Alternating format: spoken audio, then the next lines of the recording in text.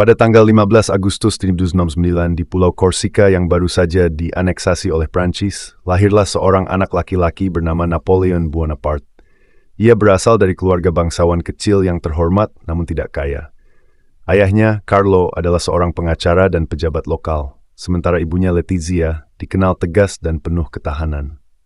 Sejak kecil, Napoleon tumbuh dalam suasana yang syarat ketegangan antara identitas Korsika dan kekuasaan Prancis. Namun dari kecil, ia sudah menunjukkan kecerdasan luar biasa dan ambisi yang membara. Pada usia 9 tahun, Napoleon dikirim ke daratan Prancis untuk menempuh pendidikan militer. Ia masuk ke Akademi Brienne dan kemudian ke École Militaire di Paris. Di sana, ia belajar strategi, sejarah perang, dan matematika.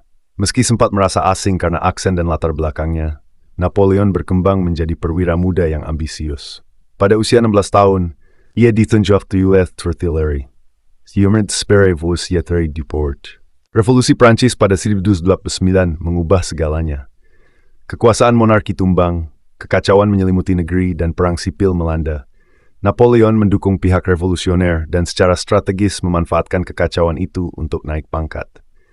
Pada 1993, ia meraih ketenaran besar setelah merebut kembali kota Toulon dari pasukan royalis dan Inggris.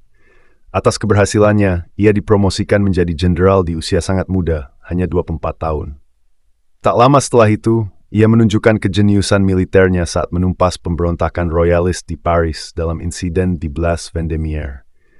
Dengan meriam, ia menumpas kerusuhan hanya dalam waktu singkat dan memperkuat reputasinya sebagai penyelamat republik. Kemenangan demi kemenangan membawanya pada penunjukan sebagai pemimpin pasukan Prancis di Italia tahun 1996.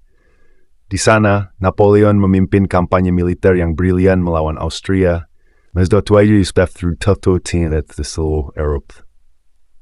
Kemenangan Eropa, buffer isu militer, tapi juga soal politik dan simbolisme.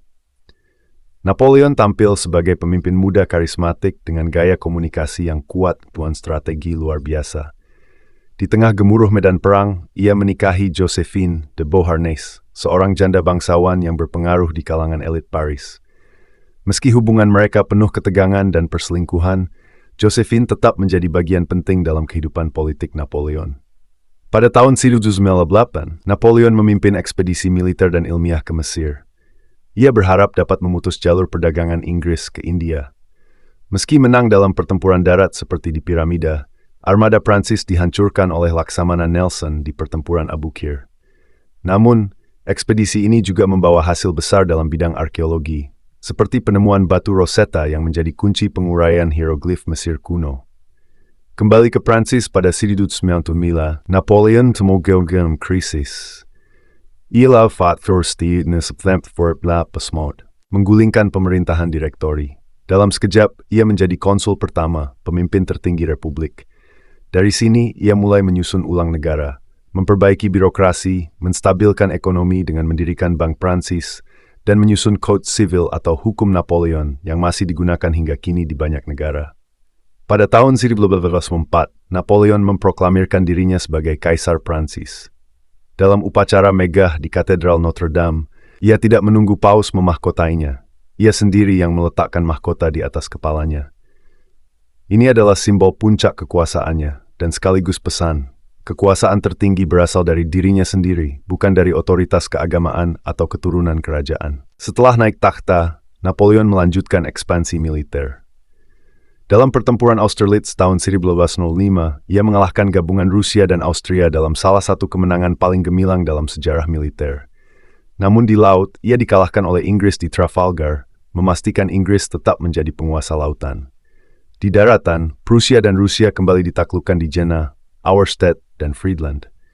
Pada 1957, perjanjian Tilsit membuat kekaisaran Napoleon mencapai puncaknya. Namun kekuasaannya mulai rapuh. Di Spanyol, rakyat bangkit melawan Prancis melalui perang gerilya berdarah didukung oleh Inggris di bawah komando Jenderal Wellington. Perang ini menguras sumber daya dan pasukan Napoleon. Di saat yang sama, Eropa mulai lelah dengan ambisinya yang tak terbendung. Tahun 1812 menjadi titik balik ketika Napoleon memutuskan menginvasi Rusia.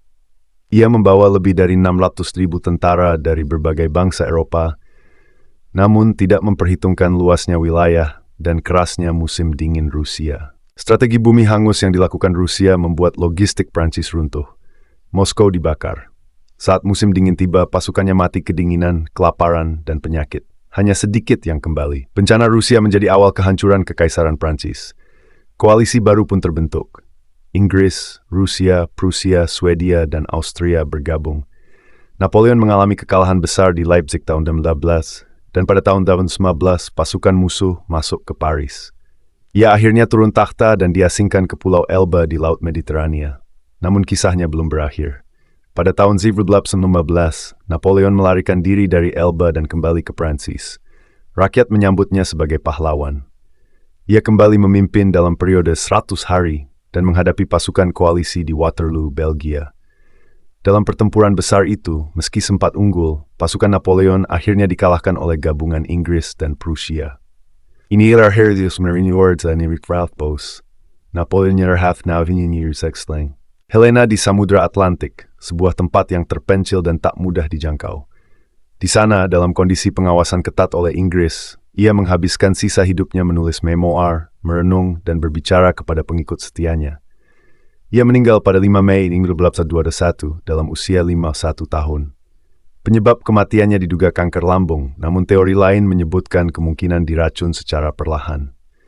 20 tahun kemudian, jenazahnya dibawa kembali ke Prancis dan dimakamkan secara megah di Les Invalides, Paris. Meski hidupnya berakhir dalam pengasingan, warisannya tetap abadi. Napoleon bukan hanya penakluk yang mengubah peta Eropa, tapi juga reformator hukum, administrator brilian, dan simbol ambisi manusia yang tak terbatas. Hingga kini, dunia masih memperdebatkan, apakah Napoleon adalah tiran atau jenius pembebas? Seorang diktator militer atau bapak hukum modern? Yang pasti, Witzauxid, the Laut Mediterania. Jij moet kort naar Marokko toe dinger. Wat rijdt op skakot. Bisberver Maliet Swessen.